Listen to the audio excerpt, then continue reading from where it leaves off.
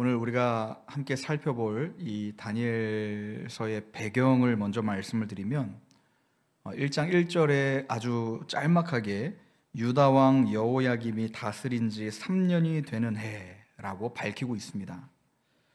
바벨론 왕 느부갓네살이 예루살렘 성을 에워쌉니다. 이 사건은 유다를 향한 제1차 침공이었습니다. 주전 605년경에 일어났던 역사적인 사건이었죠. 유다는 이번 사건을 포함해서 총 3번의 침략을 받게 됩니다. 그리고 우리가 알다시피 주전 586년 바벨론에 의해서 완전히 멸망하게 되죠. 그래서 오늘 본문의 말씀은 나라가 패망하기 시작한 첫 신호탄이라고 할 수가 있겠습니다. 이미 북이스라엘은 주전 722년에 패망한 이후였습니다. 이제는 남유다 왕국도 서서히 몰락의 길을 걷고 있는 것이죠. 왜 그들이 몰락했습니까?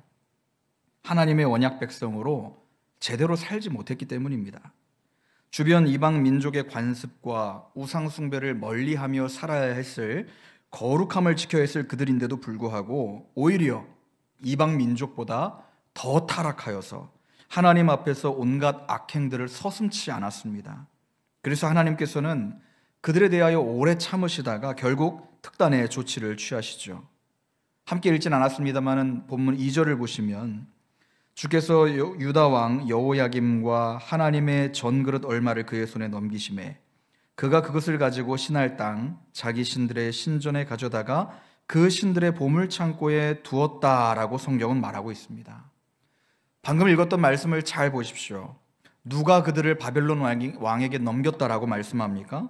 놀랍게도 유다 왕국의 주 여호와 하나님이십니다. 유대 민족의 하나님께서 자기 백성을 이방 나라의 왕에게 넘겨주었다라고 성경은 말하고 있죠. 여기서 우리는 중요한 2가지 사실을 발견할 수 있습니다. 먼저 언약 백성을 넘기시는 주체가 하나님이시기 때문에 그들이 멸망당한다 할지라도 여전히 그들은 하나님의 주권 아래에 있다라는 사실입니다. 그러므로 유다가 정치적으로 완전히 망한 것처럼 보여도 그렇게 포로로 잡혀간다 할지라도 실상은 여전히 하나님의 다스림 아래에 있다라는 것이죠.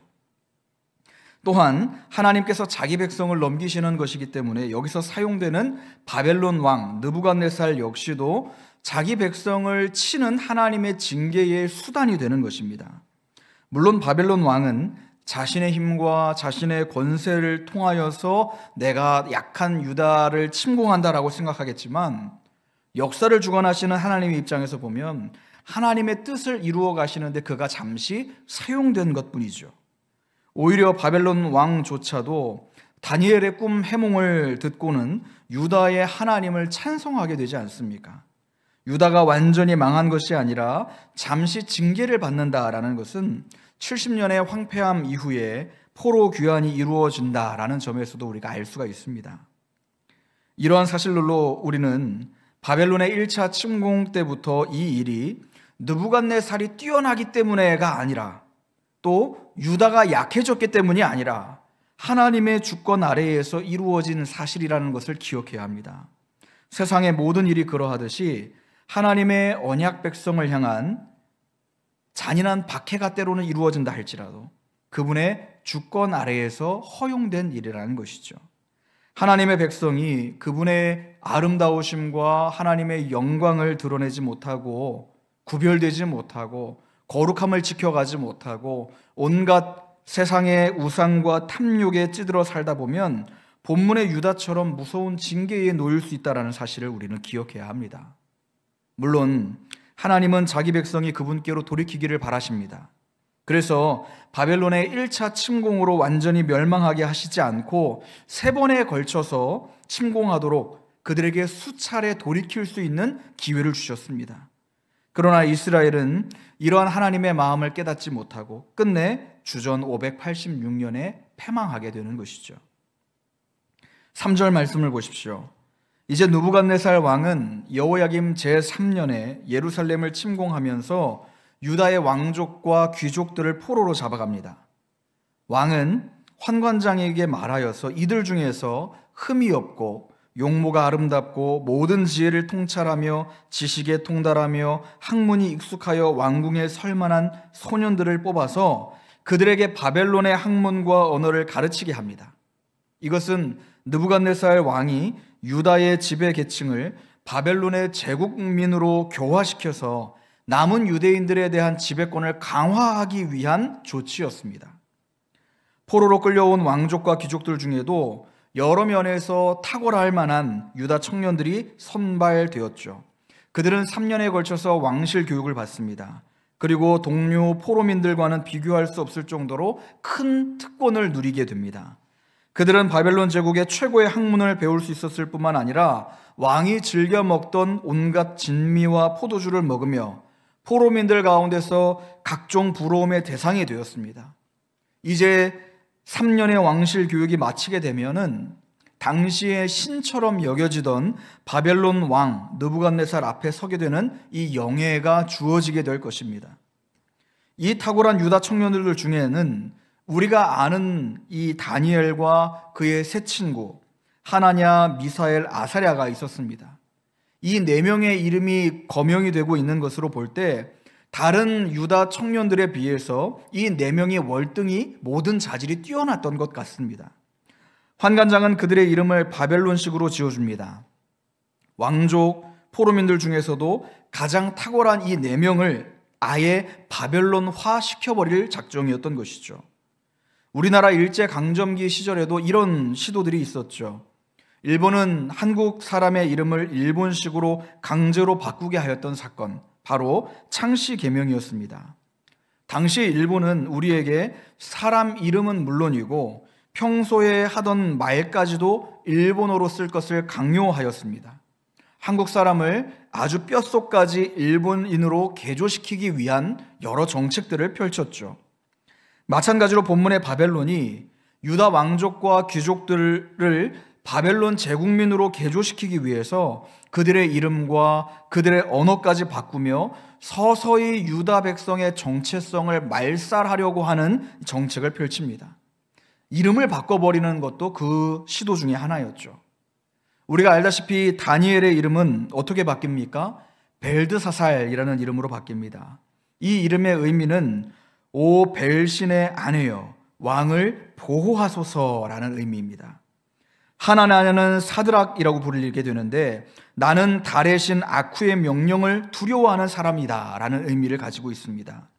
미사엘은 메삭으로 불려지게 되는데 누가 아쿠신과 같은가 라는 의미이고, 아사랴는 아벳느고라고 불리게 되는데 빛나는 자 느보신의 종이라는 의미이죠.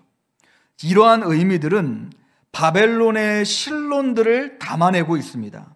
당시 바벨론이 섬기고 있던 신앙들이 투영된 이름이라는 거예요. 다시 말해서 다니엘과 세 친구들이 자신의 이름을 듣고 또 말할 때마다 바벨론의 신들을 떠올리며 유다의 하나님을 그들의 기억에서 지우려고 했던 시도였다는 것이죠. 이방 왕의 총애를 받고 있던 이 탁월한 유다 청년들은 이런 상황에서 대부분 침묵을 지키고 있었습니다.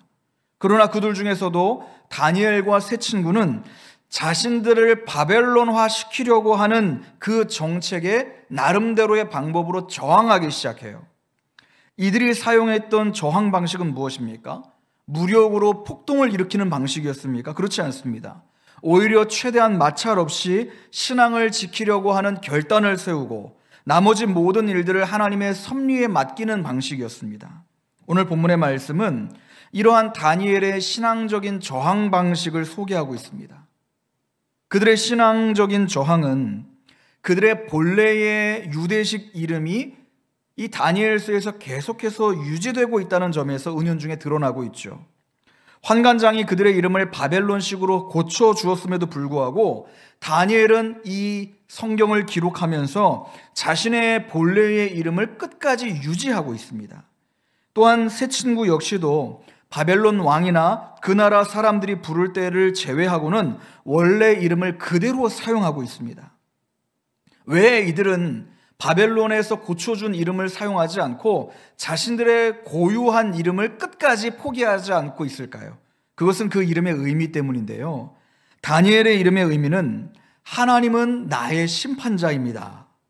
하나냐는 여호와는 은혜로우신 분입니다. 미사엘은 누가 하나님과 같은 자인가? 아사랴는 여호와는 도우시는 분이다 라는 의미입니다. 이처럼 다니엘은 자신들의 이름들을 끝까지 포기하지 않고 계속해서 사용하면서 바벨론 제국 안에 비록 자신들이 포로로 잡혀왔지만, 나라를 빼앗긴 슬픔 가운데 있지만, 그럼에도 불구하고 자신들을 지키시고 다스리시며 여전히 통치하시는 분은 저 보좌에 앉아있는 느부갓네살 왕이 아니라 여호와 하나님이시다라는 신앙을 끝까지 표출하고 있었다라는 것이죠. 다니엘과 세 친구들은 이러한 신앙적인 결단을 구체적으로 표현하게 되는데요. 오늘 우리가 함께 읽은 이 본문의 말씀 8절을 보십시오. 제가 읽겠습니다. 다니엘은 뜻을 정하여 왕의 음식과 그가 마시는 포도주로 자기를 더럽히지 아니하리라 하고 자기를 더럽히지 아니하도록 환관장에게 구하니라고 말합니다. 이 구절의 핵심은 그가 먹지 않은 음식이 무엇이냐, 이거가 초점에 맞춰진 게 아닙니다. 당시 왕의 음식과 포도주는 주로 우상에게 바쳐진 제사 음식인 것이 맞지만, 먹는 음식마다 모두 제사에 바쳐진 것은 아니었습니다. 다니엘과 세 친구는 단지 우상 제사에 바쳐진 음식을 거부한 것이다, 그 정도의 의미가 결코 아닙니다. 왕의 식탁에서부터 나오는 호화스러운 음식을 내가 다 의도적으로 피함으로써 바벨론 제국의 음란하고 악하고 타락한 문화에 내가 최대한 빠지지 않도록 내 나름대로 발버둥 치고 있는 것이에요. 발버둥 치는 거예요. 더욱이 동족들은 포로로 잡혀와서 지금 고생하고 있는데 자신들만 기름진 음식을 먹으며 특권을 누리는 것 자체가 하나님 보시기에 신앙이 더럽혀지는 것과 같다고 여겼던 것입니다. 그래서 다니엘은 하나님 앞에서 뜻을 정합니다. 내가 왕의 음식과 그가 마시는 포도주로 나를 더럽히지 않겠다라는 거였어요. 내가 이렇게 나 스스로를 단정하게 해야 이것이 하나님 보시기에 순종한 신앙이다 라는 것이었던 것이죠. 그리고 이 사실을 조심스럽게 환관장에게 전합니다. 어쩌면 그는 자신이 정한 그 뜻을 두고 환관장에게 말하기 이전에 이렇게 하나님께 간절하게 기도했는지 모르겠습니다. 하나님, 우리 민족이 반역하여서 포로로 잡혀왔습니다. 지금 이곳 사람들은 하나님의 언약 백성인 우리의 정체성마저도 말살하려고 혈안이 되어 있습니다. 제가 지금 이곳에서 무엇을 어떻게 해야 합니까? 내가 하나님 앞에서 뜻을 정하여 내 몸과 내 영을 더럽히지 않는 것 외에는 내가 할 수 있는 일이 아무것도 없는 것 같습니다. 부디 우리를 불쌍히 여겨주셔서 환관장에게 은혜를 얻게 하여 주옵소서. 놀랍게도 다니엘 1장 9절에서는 하나님께서 그의 이러한 간절한 기도에 응답하셔서 실제로 환관장에게 은혜를 얻게 하십니다. 물론 환관장은 두려운 마음이 들었을 겁니다. 다니엘과 세 친구들에게 왕의 이 진미를 먹이지 않았다가 혹 그들의 얼굴빛이 다른 동료들에 비해서 초췌해진다면 자신은 왕의 명령을 어긴 죄로 사형에 처해질 것이기 때문이죠. 그래서 다니엘은 자신들을 감독하는 자에게 한 가지 제안을 합니다. 자신들에게 10일간 채식과 물만 먹게 해서 왕의 음식을 먹는 자들과 비교해보자라는 것입니다. 그 결과는 우리가 너무나도 잘 알고 있지 않습니까? 10일 이후에 그들의 얼굴은 왕의 진미를 먹는 자들보다 훨씬 더 보기가 좋고 윤기가 넘쳐 흘렀다라고 성경이 말씀하고 있습니다. 전능하신 하나님의 능력이 그들 가운데 나타난 결과이죠. 여러분, 오늘 우리의 기도와 우리의 신앙적인 결단이 바로 이와 같아야 합니다. 다니엘은 하나님을 모르는 제국의 음란한 문화에 동화되지 않으려고 거룩한 뜻을 정하였습니다. 마찬가지로 악하고 음란한 시대를 살아가고 있는 우리도 주님을 모르는 이 땅의 이 악한 문화에 동화되지 않기 위해서 신앙적으로 거룩한 뜻을 정해야 합니다. 지금도 세상은 온갖 비성경적인 가치들로 우리를 공격하고 있습니다. 말도 안 되는 가치를 가지고 온갖 수단들을 동원하여서 하나님을 믿는 우리의 신앙을 공격하고 있습니다. 예를 들면 무엇이 있겠습니까? 성적 지상주의가 있겠죠. 학업이 마치 인생의 전부인 것처럼 떠드는 한심한 부모들의 추태를 보십시오. 자기 자녀들의 성적이 조금 뒤처지는 것을 노심초사하면서 영어를 가르치고 제2외국어를 가르치고 수능에서 고득점을 받도록 고액 과외를 시키고 대학에 진학한 자녀라고 할지라도 졸업할 때까지 좋은 직장에 들어가기까지 자녀의 모든 학업 일정과 수업 시간표와 출석 상황까지도 엄마가 관리해 준다고 합니다. 어떤 학생은 인류대학에 진학을 했는데 감기가 걸렸어요. 학교를 가지 못하는 상황입니다. 그렇게 되니까 엄마가 대리 출석까지 해주는 사례까지 있었다고 하죠. 자기 자녀가 높은 성적을 얻는 데에는 혈안이 되어 있습니다. 자기 자녀가 교회 울타리 안에 머무는 것으로 만족하고 있습니다. 그러나 정작 그 자녀가 말씀을 먹고 있는지에는 관심이 없습니다. 그저 교회를 왔다 간 것에만 만족을 하고 있습니다. 그 아이가 정말로 하나님 앞에 신실한 예배자로 예배를 드렸는지에 대해서는 관심을 기울이지 않습니다. 알지 못하는 것이죠. 또 무엇이 있습니까? 황금 맞는주의가 있겠습니다. 돈이 인생의 최고 목표라고 부르짖는 자들을 보십시오. 그들에게 있어서 돈은 인생의 목표이고 살아가는 이유입니다. 돈을 끌어모으기 위해서는 친구도 이웃도 부모 자식도 다 팔아넘깁니다. 보험금을 노리고 존속살인을 저지르는 자들, 유흥비를 마련하기 위해서 쉽게 몸을 파는 여학생들이 요즘 얼마나 많이 늘어가고 있는지 모릅니다. 한 설문조사에 의하면 돈 10억을 준다면 내가 기꺼이 1년 동안 감옥에 들어가겠다라고 하는 학생들이 급증하고 있다고 합니다. 이러한 세상의 가치관을 그대로 자녀들에게 가르치는 부모들이 얼마나 많은지 모릅니다. 하나님께서 그분의 나라 확장을 위하여 허락하신 물질을 일만악의 근원으로 뒤바꿔버리는 일들이 버젓이 교회 안에서도 일어나고 있더라라는 사실이죠. 그뿐만입니까? 지금도 세상은 이혼, 간음, 불륜, 혼전 임신 이러한 것들을 그럴싸한 일로 포장하기 시작합니다. 불과 10여 년 전만 하더라도 혼전 임신이나 이혼을 입 밖에 드러낼 만한 일은 아니었죠. 그런데 오늘날은 어떻습니까? 불륜이나 간음이나 혼전 임신 등이 드라마 소재처럼 활용되고 있습니다. 얼마든 개인의 선택에 따라서 충분히 일어날 수 있는 일이다 라고 포장하기 시작합니다. 이러한 흐름들이 교회 안으로 들어왔습니다. 얼마 전 SNS를 보다가 이런 글을 봤습니다. 글을 쓴 사람이 불신자였는데 결혼을 준비하면서 장인 장모를 찾아갑니다. 그런데 부득이하게 일정 기간 동안 동거를 해야 되는 상황이라 혼전 동거를 허락받기 위해서 이제 장인 장모를 찾아간 것이에요. 그런데 막상 인사를 드리고 있는데 장인께서는 목사님이셨어요. 그런데 장인과 장모가 황혼 이혼 중이었다라는 사실이었죠. 충격받지 않으십니까? 황혼 이혼 중이었다라는 것이에요. 더 충격적인 건 무엇인지 아십니까?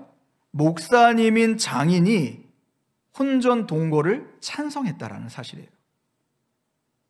세상에 불신자들에게 하나님 나라의 영광과 아름다움과 질서를 보여주어야 할 그리스도인, 특별히 그 중에서도 목사가 불신자에게 이런 덕이 되지 못하는 모습들을 오늘날 살아가고 있다는 거예요.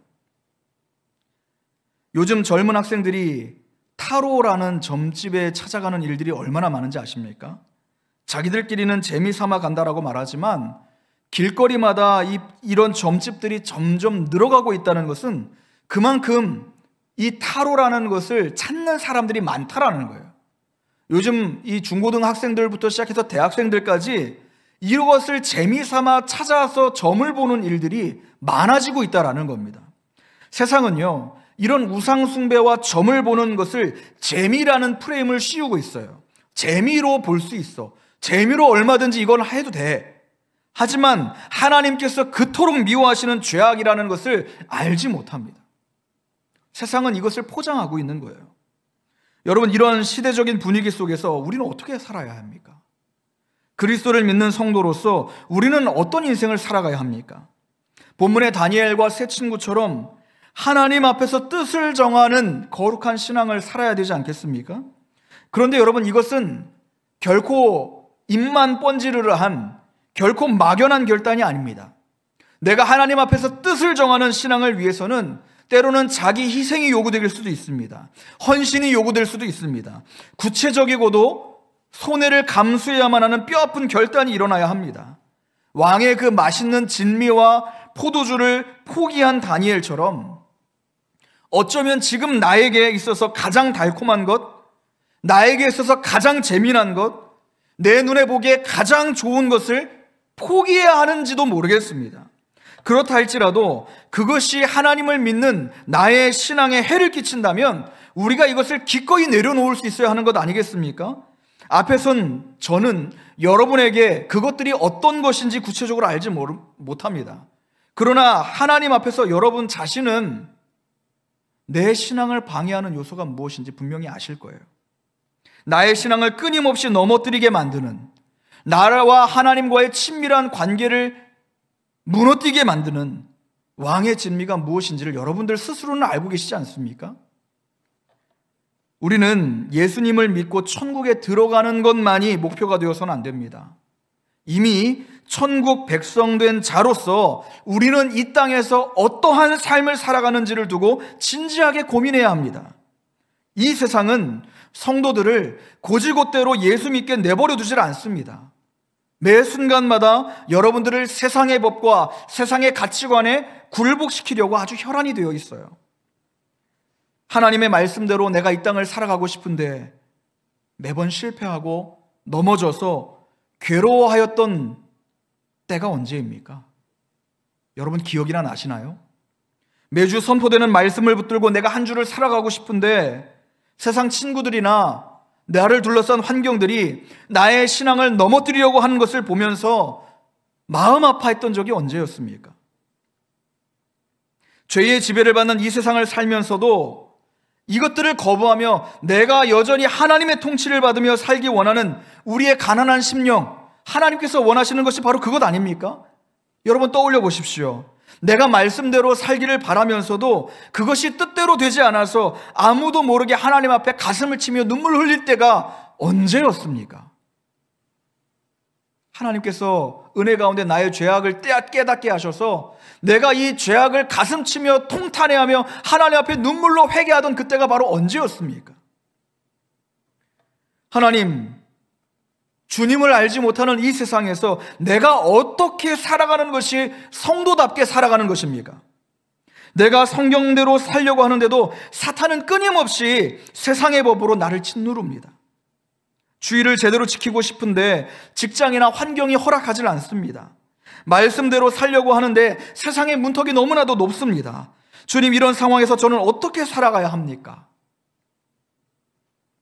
성도 여러분, 지금 우리와는 비교할 수도 없는 극한 상황에서 다니엘과 세 친구들은 하나님 앞에서 거룩한 뜻을 정하였습니다. 제국의 통치를 거부하며 하나님의 통치를 받기를 원하는 그들에게 하나님께서 놀라운 은혜를 베풀어 주셨습니다. 다니엘 1장 17절에 하나님이 이 네 소년에게 학문을 주시고 모든 서적을 깨닫게 하시고 지혜를 주셨으니 다니엘은 또 모든 환상과 꿈을 깨달아 알더라 라고 말씀하시죠. 그들은 바벨론 제국에 살면서 제국의 통치를 거부하며 하나님의 통치를 받으며 살기를 원했습니다. 다른 모든 가치에 사로잡혀 왔던 유대 청년들은 이러한 제국의 지배에 굴복했지만 이들만큼은 그들의 통치를 거부하고 하나님 앞에 굴복하기를 원했습니다. 그들의 마음의 중심을 보시고 하나님께서는 그들에게 이러한 놀라운 신앙으로 살아갈 수 있도록 은혜를 베풀어 주셨어요. 그래서 탁월한 학문도 주시고 모든 서적을 독파할 수 있는 지혜도 주시며 특히 다니엘에게는 모든 환상과 꿈을 해석할 수 있는 능력까지도 더해 주셨습니다.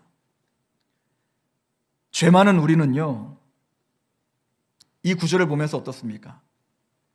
다니엘과 세 친구들이 갖게 된 능력과 정치적인 영역에만 솔깃하게 반응하죠. 그래서 내 자녀가 다니엘과 같이 쓰임받게 해달라고 간구합니다. 그러나 여러분 기억하십시오.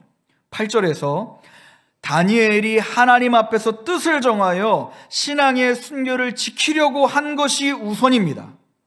이 결단이 우선이에요. 이 결단에 대해서 하나님께서 17절에서 그들에게 복을 주셨어요. 결단한 일들이 먼저 일어났다라는 것입니다. 많은 경우에 우리는 어떻습니까? 이 순서를 뒤바꾸려고 하죠. 하나님께서 나에게 능력을 먼저 주시고, 하나님께서 나에게 먼저 더 승승장구하게 하시고, 하나님께서 먼저 나에게 더 출세하는 비결을, 이 명예를 허락하여 주시고, 내가 나중에 내 삶을 하나님께 결단하겠습니다. 순서를 바꿔버리는 일들이 얼마나 많이 있습니까? 학업 중에 있는 자녀에게 지혜를 주시기를 간구하며 좋은 성적 받기를 기도하지만, 그 자녀의 주일 성수, 그 자녀의 신앙생활, 그 자녀의 믿음, 그 자녀의 예배, 이건 나중에 시험 끝나고, 나중에 좋은 대학 가고 나서, 나중에 좋은 직장 들어가서, 나중에 결혼하고 나서, 나중에로 미룹니다. 여러분, 나중이 어디 있습니까? 그 자녀에게 영원한 나중이 있을 것 같은가요? 지금이 없으면 나중도 없습니다. 우리가 이미 경험하고 있는 것처럼 세상은 우리를 그냥 내버려 두질 않습니다. 말도 안 되는 비성경적인 가치들을 가지고 우리의 신앙을 무너뜨리려고 합니다. 이럴 때일수록 우리는 무엇을 붙들어야 합니까? 우리의 신앙의 후배들에게, 우리의 믿음의 자녀들에게 무엇을 전수해야 할까요? 바로 하나님 앞에서 뜻을 정하는 신앙입니다. 주 안에 사랑하는 성도 여러분, 우리가 지난 3일 동안 이 세상 가운데에서 성도로서, 그리스도인으로서 믿음을 지켜 살아오시느냐고 다들 고생하셨을 줄로 압니다. 그리고 앞으로도 계속해서 우리가 하나님의 부르심을 받기까지 계속해서 우리에게 주어진 자리에서 믿음을 지켜가야 할 것인데, 어김없이 사탄은 세상의 법으로, 세상의 가치관으로 우리의 신앙을 뒤흔들려고 할 것입니다. 우리에게 선포된 하나님의 말씀을 붙들지 못하도록 온갖 상황과 환경들을 동원하여 우리의 신앙을 공격할 것입니다.